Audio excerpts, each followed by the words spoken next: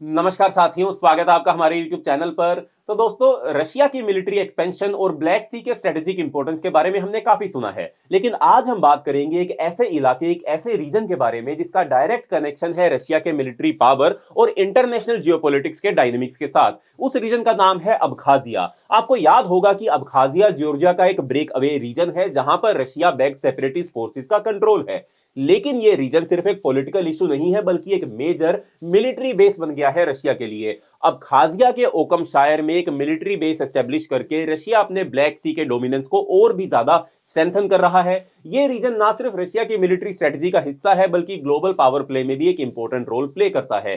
तो आज हम डिस्कस करेंगे कि कैसे रशिया अपनी नेवल फ्लीट को एक्सपेंड कर रहा है, और यह भी कि कैसे जॉर्जिया और यूक्रेन के बीच की टेंशन इस मिलिट्री प्रेजेंस की वजह से और भी ज्यादा बढ़ सकती है।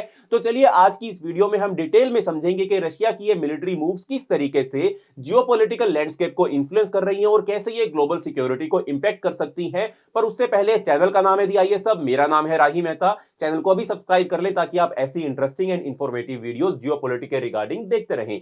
तो दोस्तों, सैटेलाइट इमेजेस आप पीछे देख रहे होंगे, हमें यह दिखाती हैं कि ब्लैक सी पर रशियन नेवल बेस का कंस्ट्रक्शन लगातार बढ़ता जा रहा है। यह मॉस्को की बढ़ती हुई एम्बिशंस का हिस्सा है, एक ऐसे रीजन में जो यूरोपियन सिक्योरिटी के लिए बहुत ही ज्यादा क्रूशियल है और जहां पर नेटो मेंबर स्टेट्स भी मौजूद हैं। यह बेस अबखाजिया के ओकम शायर में लोकेटेड है, जो जॉर्जिया का एक ब्रेक अवे रीजन है। यह region de facto Russian backed separatist forces के कंट्रोल में है। आपको अगर मैं मैप में दिखाऊं तो यह है अबखाजिया का रीजन, यह है प्रॉपर जॉर्जिया। अगर थोड़ा और इसको एक्सपेंड करें तो जॉर्जिया एक ऐसा देश है जो कैस्पियन सी को और ब्लैक सी को आपस में कनेक्ट करने का काम करता है। और इस जॉर्जिया के अंदर ये जो अबखाजिया नाम का जो एक इलाका है और ये जो साउथ ओसेटिया नाम का जो इलाका है, ये ब्रेक अवे रीजन है, ये डी फैक्टो रशिया के कंट्रोल में है। और अब जॉर्जिया के इसी इलाके के अंदर जो रशिया है वो ओकम शायर में एक नेवल बेस एस्टेब्लिश कर रहा है, जो कि उसकी ब्लैक सी की डोमिनेंस को और भी ज्यादा बढ़ाने का काम करेगा, क्योंकि ये ब्लैक सी के अंदर रशिया की पावर प्ले टैक्टिक्स का एक हिस्सा बन जाएगा। तो दोस्तों, अब खासिया जो ब्लैक सी के कोस्ट पर जॉर्जिया का ब्रेकवे रीजन के रूप में लोकेटेड है, इसने अपनी इंडिपेंडेंस को अर्ली 1990 के दशक के अंदर डिक्लेयर किया था, जब सोवियत यूनियन कोलैप्स हो रहा था। इस डिक्लेरेशन के बाद ये रीजन जॉर्जिया गवर्नमेंट के अगेंस्ट लड़ाई लड़ रहा था और इसका रिजल्ट था एक वायलेंट कन्फ्लिक्ट जो था वो अबखाजिया और जॉर्जिया के बीच में शुरू हो गया था। अबखाजिया ने अपनी इंडिपेंडेंस को डिक्लेयर किया, लेकिन इंटरनेशनल लेवल पर यह इंडिपेंडेंट स्टेट नहीं माना गया था। रशिया ने इसे 2008 में रिकॉग्नाइज कर लिया था, जब रशिया ने अबखाजिया और साउथ ओसेटिया को इंडिपेंडेंट डिक्लेयर कर दिया था। लेकिन दुनिया के सभी कंट्रीज या बहुत से कंट्रीज जो हैं वो इस रिकॉग्निशन को एक्सेप्ट नहीं करते हैं। रशिया का इंटरेस्ट ओकम शायर में मिलिट्री बेस एस्टेब्लिश करने का रीजन यह है कि यह रीजन उनके लिए स्ट्रेटेजिकली बहुत ही ज्यादा इंपॉर्टेंट हो जाता है। रशिया का कंट्रोल यह इंश्योर करता है कि उनकी प्रेजेंस ब्लैक सी पर और भी ज्यादा मजबूत हो जाएगी और जॉर्जिया के नेटो और यूरोपियन यूनियन के मेंबरशिप एम्बिशंस को चैलेंज भी किया जा सकेगा। अब खाजिया की लोकेशन रशिया के लिए एक बहुत ही ज्यादा स्ट्रॉन्ग होल्ड बन गई है, जो ब्लैक सी के शिपिंग रूट्स को कंट्रोल करने में मददगार साबित होगी। यह रीजन रशिया को अपनी पावर प्रोजेक्शन में भी मदद करता है, स्पेशली नेटो अलाइंड कंट्रीज के अगेंस्ट जो रीजन की सिक्योरिटी में इंटरवीन कर सकते हैं। इस लोकेशन ने यह डर भी बढ़ाया है कि रशिया इस बेस का यूज पूरे ब्लैक सी रीजन को डिसरप्ट करने के लिए भी कर सकता है, जैसे यूक्रेन पर अटैक करना, प्रॉफिटेबल ट्रेड रूट्स को हाईजैक करना और नेटो मेंबर स्टेट्स की सिक्योरिटी को थ्रेट करना। 2023 में रशियन बैक्ड अबखाजियन अथॉरिटीज ने यह अनाउंस किया था कि मॉस्को ओकम शायर को एक पोर्ट के रूप में या परमानेंट नेवल के बेस में ट्रांसफॉर्म करना चाहता है। तब से इस पोर्ट पर कंस्ट्रक्शन का काम जो है वो और भी ज्यादा तेज हो गया है। अब थोड़ा ओकम शायर की स्ट्रेटेजिक इंपॉर्टेंस के बारे में बात करें तो दोस्तों, ओकम शायर उस एरिया में लोकेटेड है जहां जॉर्जिया का ऑक्यूपाइड रीजन है और जहां पर रशिया का इफेक्टिव कंट्रोल है।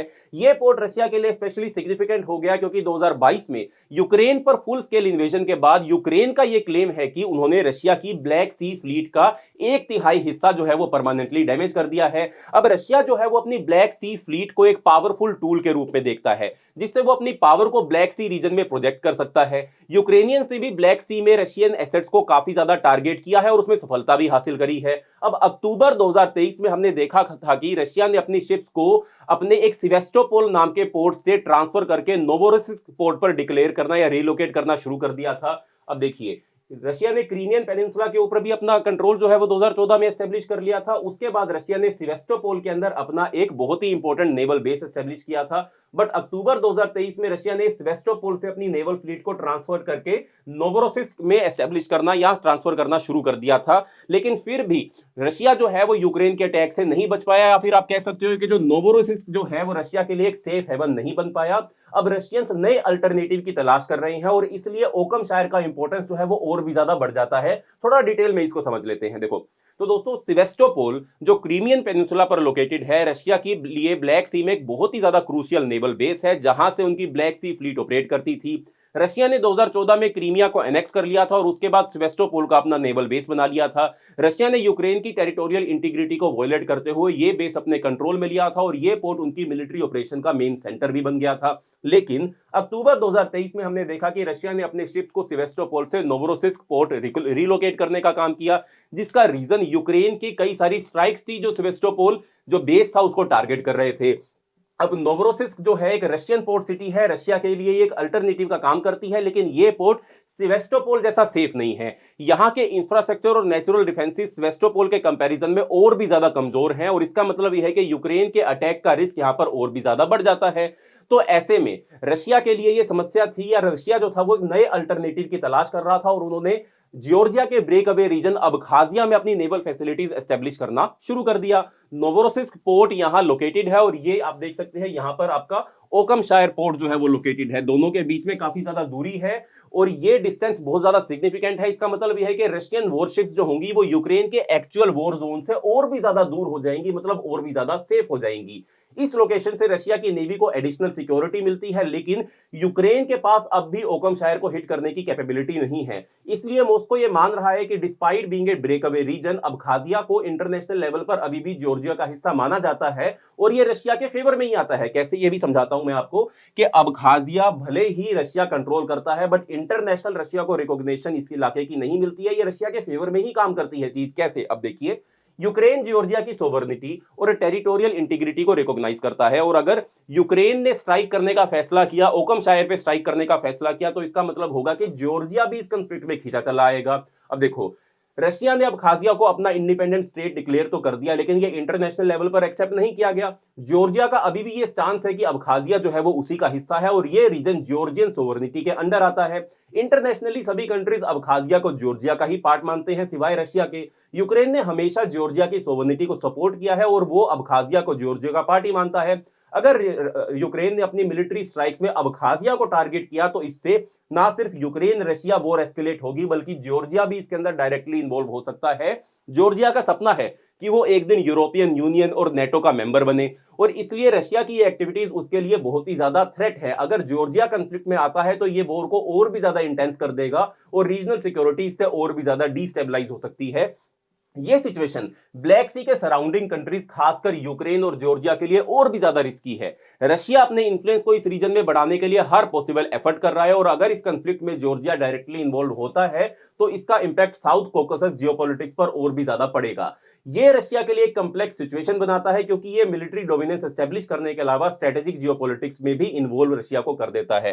अब थोड़ा और आगे बढ़ते हैं, थोड़ा बात करते हैं कि रशिया इस ओकम शायर पोर्ट का इस्तेमाल करते हुए और क्या कुछ कर सकता है। तो दोस्तों, रशिया का ये नेवल बेस एक और मेजर रीजन है या उसके लिए और भी ज्यादा सिग्निफिकेंट हो सकता है क्योंकि ये ग्लोबल ट्रेड रूट्स को डिसरप्ट करने में भी रशिया की मदद कर सकता है। अब रशिया जो है चाइना के थ्रू आप देखोगे जो ट्रेड कॉरिडोर्स आते हैं जो यूरोप को कनेक्ट करते हैं कैस्पियन सी से होते हुए, फिर ये बीच का जो इलाका है ब्लैक सी और कैस्पियन सी को कनेक्ट करने वाला जिसमें अजरबैजान या जॉर्जिया जैसी कंट्रीज आती हैं, फिर ब्लैक सी को कनेक्ट होता है और फिर यूरोप को कनेक्ट होता है। ये सारा का सारा आपका ट्रेड कॉरिडोर है। ब्लैक सी से पहले या जॉर्जिया के पास से ये ट्रेड कॉरिडोर जो है वो ब्लैक सी में 3 हिस्सों में डिवाइड हो जाता है, northern corridor, middle corridor and southern corridor.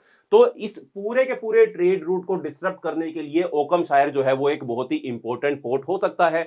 अब देखो, रशिया इसे मिडल कॉरिडोर के रूट को कंट्रोल करने के लिए यूज कर सकता है, ओकम शायर को मिडल कॉरिडोर के रूट को डिसरप्ट करने के लिए यूज कर सकता है जो चाइना से लेकर जॉर्जिया और आगे ब्लैक सी तक जा रहा है। ये रूट अब नदन कॉरिडोर का अल्टरनेटिव बन सकता है। मॉस्को के यूक्रेन पर इन्वेजन से पहले यूरोप और चाइना के बीच की जो लैंड बेस्ड ट्रेड थी, या जो ट्रेड थी यूरोप और चाइना के बीच में, वो 85% जो थी वो लैंड के थ्रू ही होती थी और ज्यादातर नदन कॉरिडोर के थ्रू होती थी। बट बाद में ये ट्रेड जो थी वो मिडिल कॉरिडोर के थ्रू होनी शुरू हो गई। अब जॉर्जिया इस मिडिल कॉरिडोर का फायदा उठा रहा है। जॉर्जिया स्ट्रेटेजिकली लोकेटेड है, जो इसे बहुत बड़ा बेनिफिट देता है। जॉर्जिया की ब्लैक सी से नजदीक और प्रोक्सिमिटी और इसकी ईस्ट और वेस्ट दोनों के साथ कनेक्टिविटी जो है वो एक बहुत ही इंपॉर्टेंट लोकेशन बन जाती है, जॉर्जिया के लिए भी और ओकमशायर के लिए भी। अब जॉर्जिया अपने खुद के डीप सी पोर्ट को भी डेवलप कर रहा है इस पूरे इलाके के अंदर, जिसका नाम है, अगर मैं आपको उसको मैप के अंदर दिखाऊं तो, अनाकलिया नाम का एक पोर्ट जो है वो जॉर्जिया भी डेवलप कर रहा है। तो ऐसे में मॉस्को के यूक्रेन पर इन्वेजन से पहले जो भी ट्रेड चल रही थी, जो डिसरप्ट हुई, अब जॉर्जिया उस ट्रेड को ओकमशायर नहीं बल्कि अपने पोर्ट अनाकलिया की तरफ शिफ्ट करना चाहता है। अब देखो, 2023 में मिडिल कॉरिडोर ने 3 मिलियन टन से कम का कार्गो ही हैंडल किया था, लेकिन इंप्रूव्ड इंफ्रास्ट्रक्चर के साथ वर्ल्ड बैंक का एस्टिमेशन है कि इस ट्रेड को मिडिल कॉरिडोर के थ्रू 2030 तक 11 मिलियन टन तक बढ़ाया जा सकता है। और इसी प्रोसेस में रशिया और जॉर्जिया दोनों ही कंपीट कर रहे हैं। रशिया नेवल बेस जो है वो अनाकलिया पोर्ट से सिर्फ 1 घंटे की दूरी पर लोकेटेड है। ये इवेंचुअली अनाकलिया प्रोजेक्ट को खत्म कर देगा, क्योंकि जॉर्जिया के लिए कनेक्टिंग पोर्ट का फंक्शन जो अनाकलिया करने की कोशिश कर रहा है, अगर ओकमशायर डेवलप हो गया तो ये अनाकलिया पोर्ट की इंपॉर्टेंस को पूरी तरीके से खत्म कर देगा। अब सैटेलाइट इमेजेस हमें ये दिखाते हैं कि रशिया कैसे इस छोटी सी पोर्ट को नेवल बेस में बदलने के लिए लगातार काम कर रहा है। हमने पोर्ट के एक्सेस में भी बहुत सारे सिग्निफिकेंट चेंजेस देखे हैं, जैसे कि एक्सेस को वाइडन किया जा रहा है, बड़े बड़े शिप्स इसके अंदर आसानी से एंटर कर ले, इसलिए इंफ्रास्ट्रक्चर डेवलप किया जा रहा है। सैटेलाइट इमेजेस जो है वो ये भी दिखाते हैं कि गर्मियों के दौरान बड़े बड़े रशियन शिप्स जो है वो ओकमशायर के अंदर आकर स्टेशन भी किए गए थे। इसका मतलब ओकमशायर रशियन शिप्स को फ्लीट कर सकता है, उनको रिसीव कर सकता है। भले ही ये पोर्ट छोटा है, बट एक्सपर्ट्स का कहना है कि ये इतना बड़ा जरूर है कि ये रशियन शिप्स को रिफ्यूल करने में मदद करेगा, और वो रशियन शिप्स जो है वो रशियन क्रूज मिसाइल को कैरी कर सकती है, यानी कि रशिया यूक्रेन पर अटैक करने के लिए भी अपने इस ओकमशायर पोर्ट का इस्तेमाल भी कर सकता है, ट्रेड रूट्स को भी डिस्टर्ब कर सकता है और अनाकलिया की इंपॉर्टेंस को भी जीरो कर सकता है। एनालिस्ट ये भी कहते हैं कि ब्लैक सी में अपने मिलिट्री इंफ्रास्ट्रक्चर को अपग्रेड करने के लिए रशिया के मूव्स उसके लॉन्ग टर्म प्लान्स को रिफ्लेक्ट करते हैं, जो रीजन में अपनी डोमिनेंस असर्ट करना चाहता है। अब ओकमशायर पोर्ट को एक नेवल बेस में बदलना ब्लैक सी को मिलिटराइज करने के टर्म्स में एक सिग्निफिकेंट प्रोसेस होगा या प्रोग्रेस होगा। ये रशिया के लिए एक लॉन्ग टर्म स्ट्रेटजी का हिस्सा है, जो वो अपनी पावर और इन्फ्लुएंस को रीजन में एस्टेब्लिश करने के लिए फॉलो कर रहा है। बट यहां पर नेटो क्या कर रहा है, क्योंकि नेटो भी यहां पर एक इंपॉर्टेंट प्लेयर है। तो दोस्तों लेकिन ये बात नेटो के लिए नहीं कही जा सकती कि वो भी यहां पर ब्लैक सी के अंदर इतनी ज्यादा पावर प्रोजेक्शन कर रहा है या फ्यूचर के प्लान एस्टेब्लिश कर रहा है। चाहे कितने ही नेटो मेंबर स्टेट्स और पार्टनर कंट्रीज ब्लैक सी के बॉर्डर पर हो, अभी के लिए नेटो और अमेरिका जो है वो ये समझने की कोशिश कर रहे हैं कि ब्लैक सी की सिक्योरिटी के मामले में उनकी पॉलिसी क्या होनी चाहिए। अब तक कोई भी सिग्निफिकेंट स्ट्रेटेजी डेवलप करने में अभी तक अमेरिका और नेटो जो है वो कामयाब नहीं हो पाए हैं, और ये वही चीज है जो रशिया के लिए फायदेमंद है, खासकर उन कंट्रीज के केस में जहां नेटो और रशिया दोनों अपना इंफ्लुएंस जमाना चाहते हो। यूक्रेन और जॉर्जिया जो रशिया का डायरेक्ट टारगेट रहे हैं, इन दोनों कंट्रीज का सपना है यूरोपियन यूनियन और नेटो का मेंबर बनना। यही वजह है कि ब्लैक सी के अंदर रशिया अपनी फॉरेन पॉलिसी को इस तरीके से ड्राइव कर रहा है कि यूरोपियन यूनियन और नेटो की प्रेजेंस को पूरी तरीके से खत्म किया जा सके। तो दोस्तों ये ओकमशायर पोर्ट रशिया के लिए एक वरदान हो सकता है, ब्लैक सी की पावर डायनेमिक्स को वो पूरी तरीके से बदल सकता है, और इस प्रकार रशिया जो है वो अपनी मिलिट्री एक्सपेंशन करके सभी कंट्रीज को डराने की भी कोशिश कर रहा है और वर्ल्ड की ट्रेड को इन्फ्लुएंस करने की भी कोशिश कर रहा है। तो ये था हमारा आज का एनालिसिस। अगर आपको ये वीडियो पसंद आई हो तो वीडियो को लाइक करें, वीडियो को शेयर करें, चैनल को सब्सक्राइब करें। मिलते हैं अगली वीडियो के अंदर, तब तक के लिए बाय बाय, धन्यवाद, जय हिंद।